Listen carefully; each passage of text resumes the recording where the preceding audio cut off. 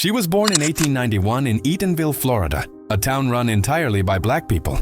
No one told them how to live, no one controlled their choices. It was a place full of laughter, pride, and stories passed from porch to porch like heirlooms of the soul.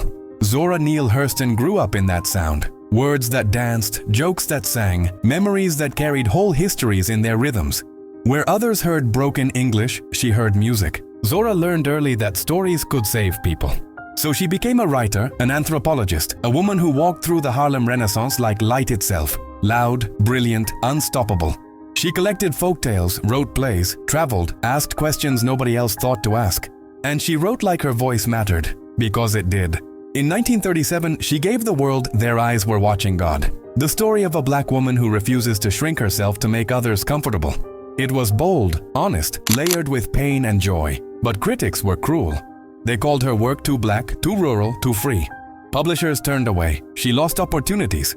She lost security, but she never surrendered her pen. Years passed. The applause faded. The world moved on without her. By 1959, she was living in a welfare home in Florida, writing when she could, dreaming always.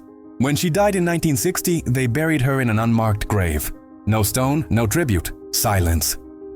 13 years later, a young writer named Alice Walker felt something in Zora's words that could not be forgotten.